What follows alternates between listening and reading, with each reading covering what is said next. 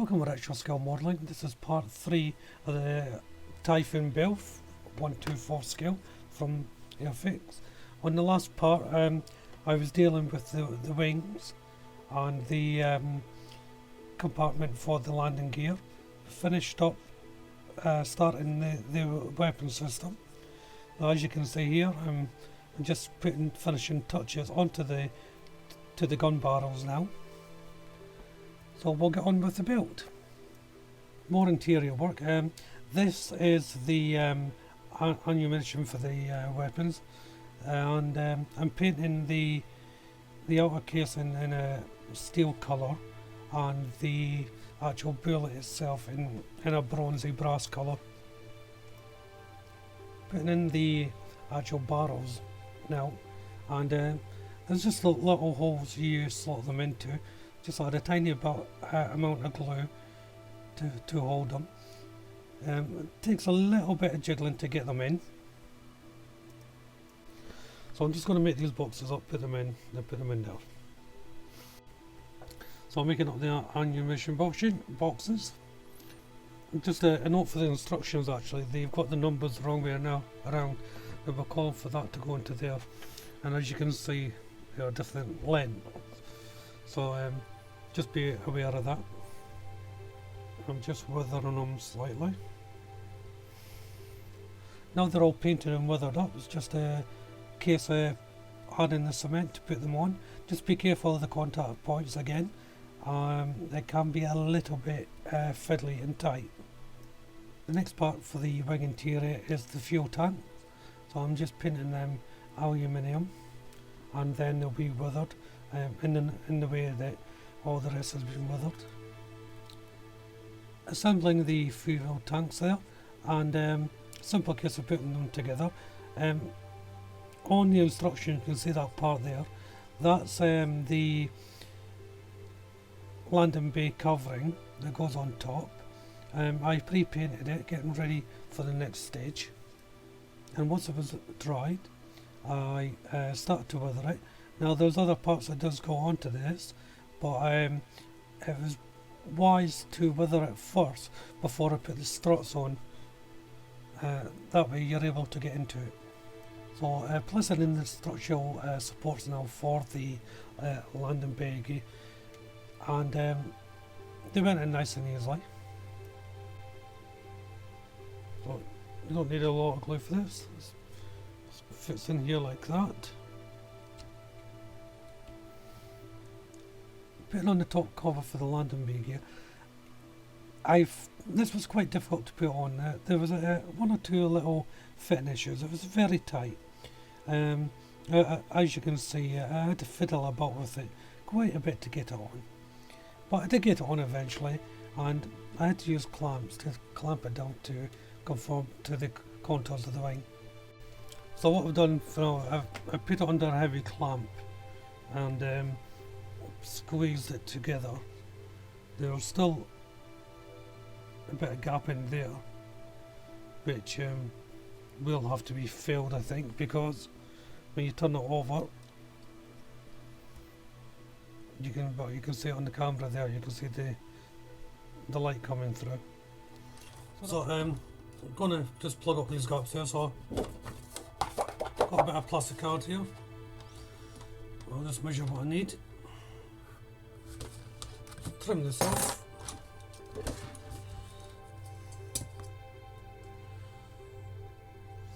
So I'm just going to place it in here. So I'll glue that in, and then when that's set, I'll just cut it down. So moving on to the wing tip.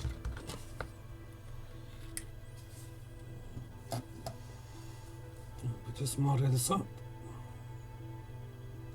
So just put in the other brace. And this just slips into here. Right. I'm still waiting for things to dry. This strut is going to take a while, so I went onto the wing, and I've masked it off for the invasion strike. So didn't bother showing you because it's just a simple case of figuring out where to go. Instruction says 19mm apart, so that's what that is. And paint the white first. Always go white first. I just find it easier. Now the reason why I'm doing this before I assemble the kit is because of the weapons. I don't want to be mucking around trying to paint around the gun barrels of the weapons. So that's everything dried. I put a thin coat of varnish on to stop the tape from lifting up the paint. So that's the tape on. Just press it down as much as you can. So you can deal with this two ways. You can either put a bit of varnish on, stop it from paint bleeding, or you can paint it with the colour that you're going to be blocking out. So in this instance, obviously it's going to be white, and this will stop some of the paint bleed.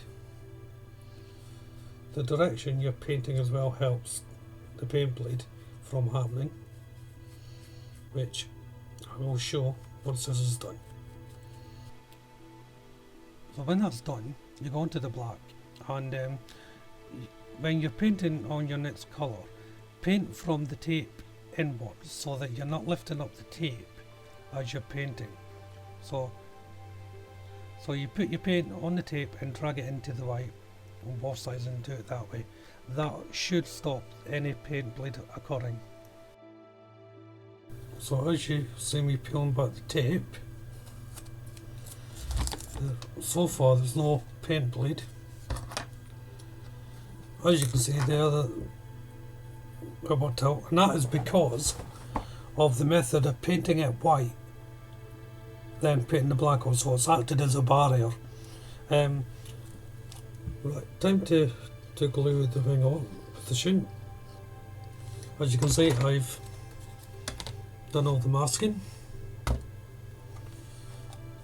So when you're gluing these things up, pick a point that you want to start your alignment to. I'll start with the wing tip. Put a clip in and hold. There we go. So I'm going to use the F clamp just to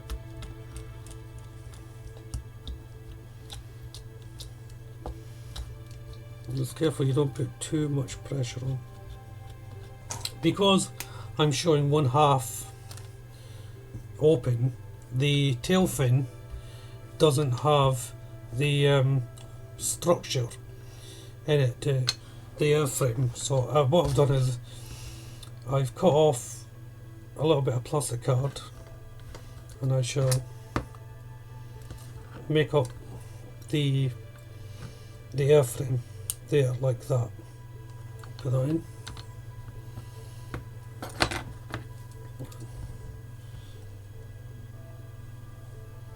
See where I can fit that if I didn't drop it. I'll put it in. Now you get the general idea, and I'll just work this in. So that's that done. So just painting the cockpit for the fuselage.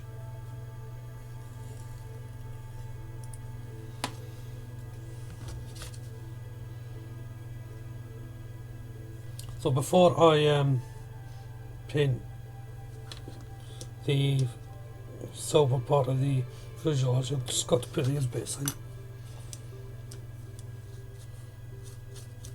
So I'm just going to paint the silver, or aluminium even. So I'm going on to the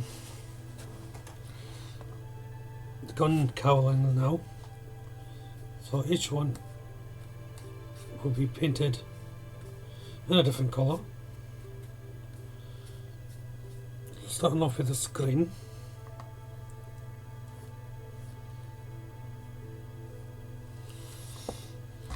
Then moving on to grey for the underside, and the other one is going to be another grey as well. So now they're painted, time to attach them. attach the bottom ones first. So to put the top part on now.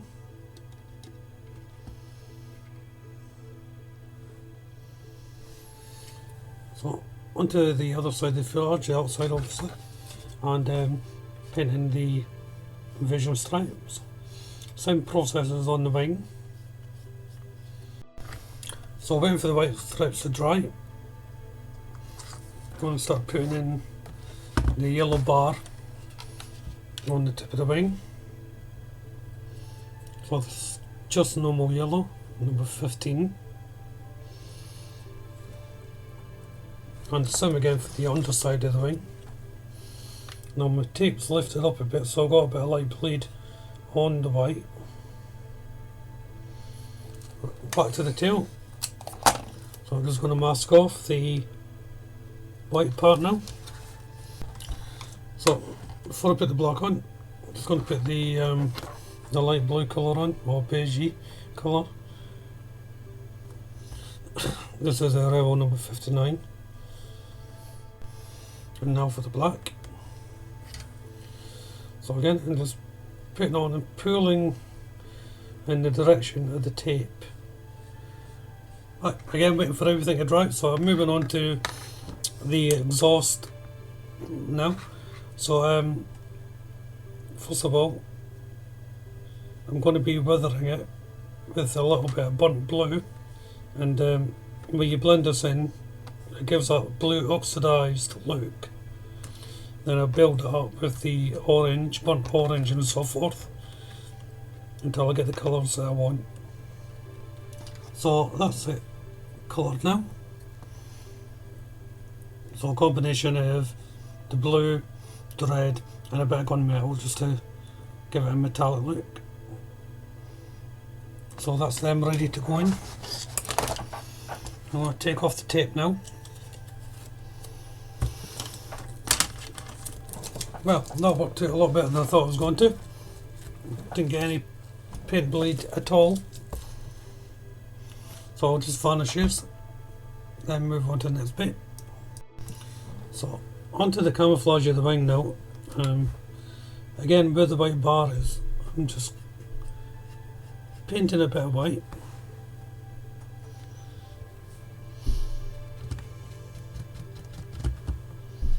Now, once it's all masked off, start painting the camouflage. So that's number 65, R65, I'm using for the green.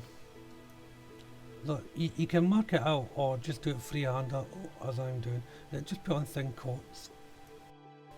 Moving on to the grey part of the camouflage, I'm using Rebel number 47, and again it's freehand. I'm just buffing up to the green there, and as I'm going to it, I'm putting less pressure on my brush. That way you're not going to get any harsh borders between the two camouflage like you would achieve airbrushing. It sort of blends in. So carry on doing that.